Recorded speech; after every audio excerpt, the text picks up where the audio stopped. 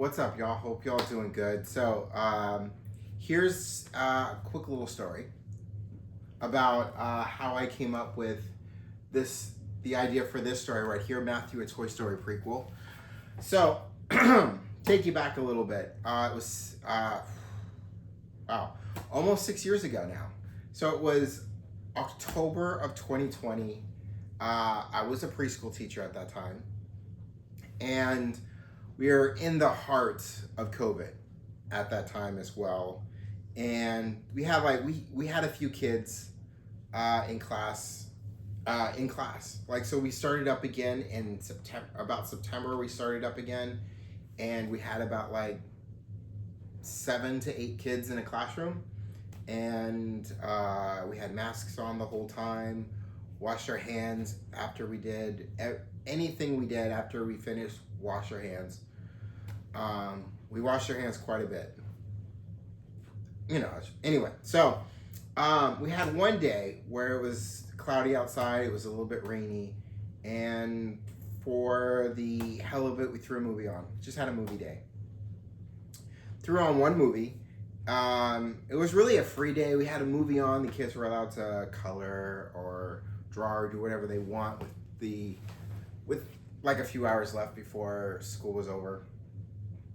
And we threw on Toy Story 2, and I sat with some of the kids that were watching the movie.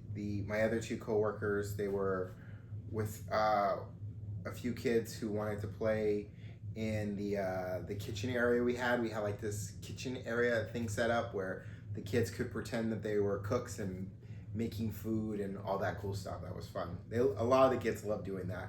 And then some of the other kids were drawing. So one teacher was over there.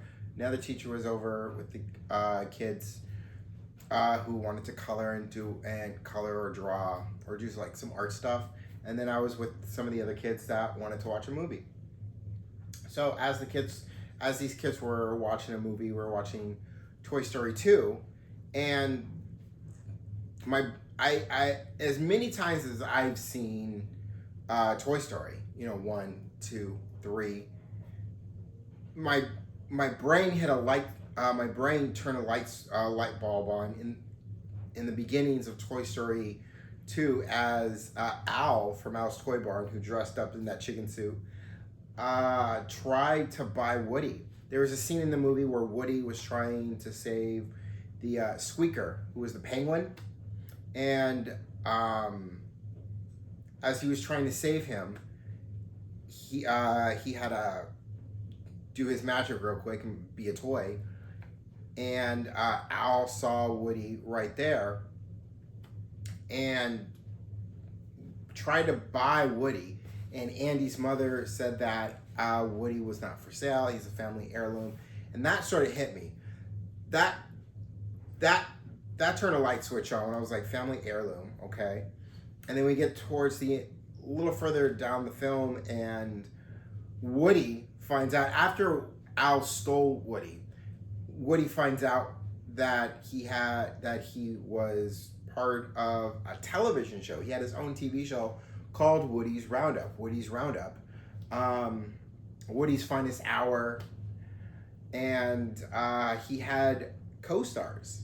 He had Jesse and Stinky Pete, the prospector. And Woody's watching towards the end of the show. Excuse me. Woody is watching a clip from the end of the show, getting very excited about learning all this stuff about him that he never knew. And that kind of flipped the switch for me as well. That was another question I had too, about, okay, how far does Woody really go back? Because as far as we know, Woody is this cowboy doll that has a pull string that says these words. There's a snake in my boot, someone's poisoned the water hole, all these cool words. And we are introduced to him in 1995 when the first Toy Story movie comes out, November of 1995. So it's funny how all of this is kind of working out for me. So I see those two things, and then I go back to, and I'm remembering Toy Story and how that movie began, about how we're introduced to, as far as the human side of it, Andy's mother and his sister Molly. So we know there was a father, but the question that I had was, what happened to Andy's father, or was he? So I had these questions in my head about Woody's past, about who Woody was before he was with Andy. How did Woody become a family heirloom, and what happened to Andy's father? I had these questions in my head. Think the vision started to get a lot more clearer of what I was seeing for a story, and by November of 2020, which is like about 15 years after the first Toy Story movie was released, I had this, Matthew, a Toy Story Prequel. And I put it on my WordPress page, and that was really it for a while. And I would constantly come back to it, add little things, and make it more of what I originally wrote. And I kept adding and adding and adding, making it feel more and more and more. And once I left my job as a preschool teacher to focus on being a writer, independent writer, and I'm independent because no agent, no publicist, no manager, as many times as I tried, and especially publishing companies, as hard as I tried to get their attention to send my stuff out, none of them gave me the time of day. None of them cared. None of them believed in me. None of them wanted to take a chance on me. And even with all of that, and I understood that it's a very hard business that I'm in, but I love this. I love being a writer. I love the worlds that I create, and this never turns off. This is always going.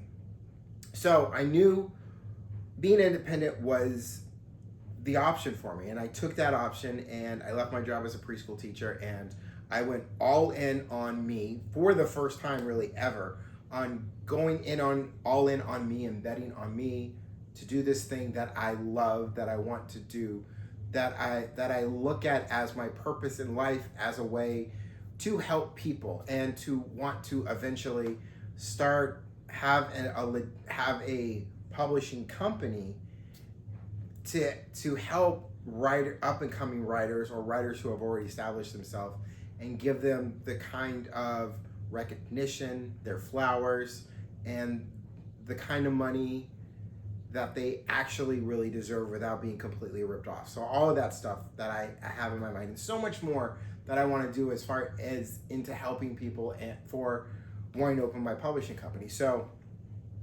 all of that goes into the thought process of just going in, being independent. So a year ago, so we're 2026 now, so in 2025, a year ago, we're looking now at, we're getting towards like me being out from being a preschool teacher and doing this thing for almost a year now.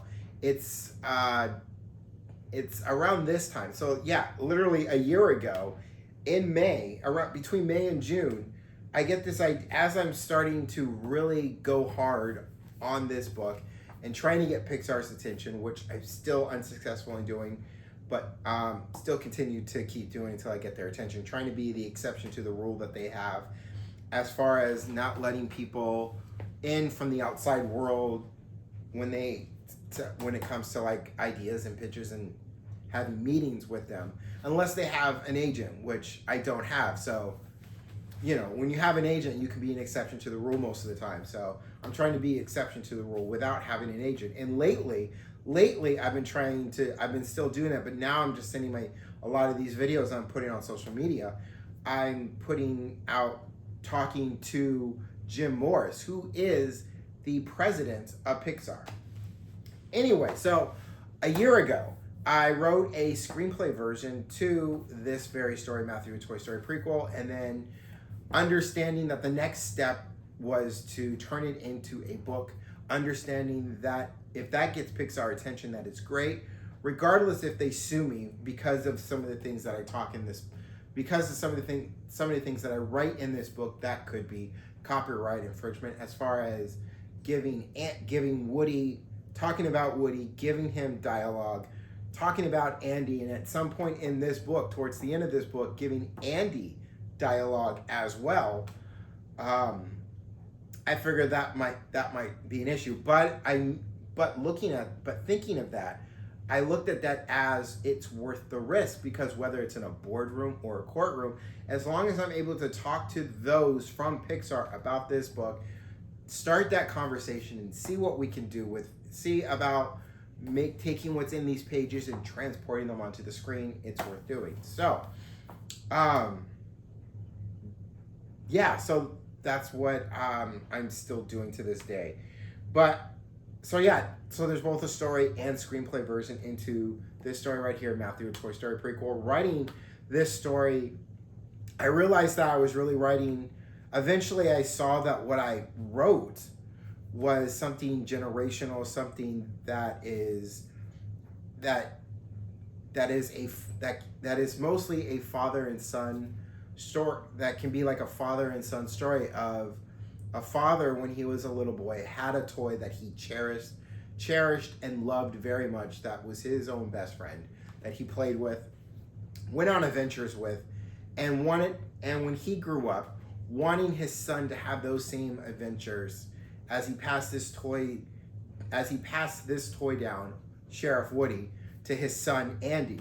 And Andy has all those same adventures that his father goes on those great adventures, stopping bad guys, all that cool stuff. Two rootinest cowboys in the Wild Wild West, the sheriff and his favorite deputy, all that stuff that Matthew did when he was a kid. He passed all that down to his son Andy, and Andy goes and does all those very same adventures that we see Andy do in the first Toy Story movie, and a little bit in the second, and just a little bit in the third Toy Story movie. But what I love about this story is how Matthew, a Toy Story Prequel, bridges a gap between this story to the first Toy Story movie and the rest, at least the other two Toy Story films, so Toy Story 1, 2, and 3, and makes the first three Toy Story films feel a lot more complete, give it more of a full circle, and adds so much more to the ending of Toy Story 3. When you get to the end of Toy Story 3, when Andy is about to go to college, and he gives all his toys, Woody, Buzz Lightyear, Mr. Potato Head, Rex, the whole gang, and he gives them to that little girl, Bonnie, and they have that moment where they're playing with the toys, and then Andy gets back in his car, and as Bonnie uses Woody to wave back to Andy, Andy has that moment where he is saying goodbye, but when he has that moment where there is so much rushing through Andy's head, and of what he's saying goodbye to, what else is he letting go when he's saying goodbye to Woody, when he passes Woody on to Bonnie. And you have an understanding of what that is when you read Matthew, a Toy Story Prequel. So it's a beautiful story. I am still working to try and get Jim Morris' attention and those from Pixar's attention. I don't have the literary agent. I don't have an agent of any kind. I don't have a publicist, a manager. I don't have a publishing company backing me, you know. It's all me. It's all me. I'm the one betting on myself. I'm the one that believes in myself. I'm the one that's doing all the risk here, and I don't intend to stop talking about this story right here, Matthew, a Toy Story Prequel. I will continue every 2 days to make those videos to Jim Morris until I can get his attention, or whoever the next Pixar president will be, no matter how long it takes, until I get that meeting to sit down and talk to them about Matthew, a Toy Story Prequel, and hopefully take what's in these pages and transport it on the screen for all of you people to watch. The feedback that I've been getting and telling a few people about it has been good. So I know there is room for a story like this to be something that people actually want to watch on any type of screen that they're able to.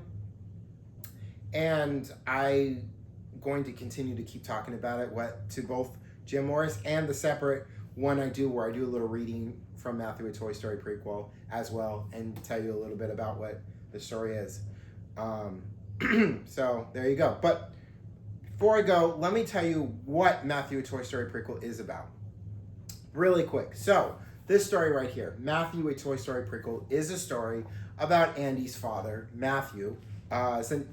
Is a name that I came up with. It's a story that takes place between 1957 and 1995. Right before that first Toy Story movie kicks us off into an adventure we're still on to this very day. It's also a story about Woody and how he became a family heirloom, a family toy, and the leader we know him to be from that first Toy Story movie and on. All information for Matthew, a Toy Story prequel will, there's a link in my bio. Since you're watching this on my YouTube channel, on my AKT Publishing YouTube channel, there's a Linktree link in my bio. Go ahead and click on that. That will take you to my Linktree page where you will have the option to read Matthew, a Toy Story prequel for free on my WordPress page, or where you can purchase the book on both BarnesandNoble.com or on Amazon. In this book, you get both a story and screenplay version to Matthew, a Toy Story prequel. And that'll do it for now. Thank you for taking a few moments to watch this video. And that is my story of Matthew, a Toy Story prequel, as far as the idea that came to me for writing this story and a little bit about what the story is. So take care of yourselves and see you all in the next one. Peace, y'all.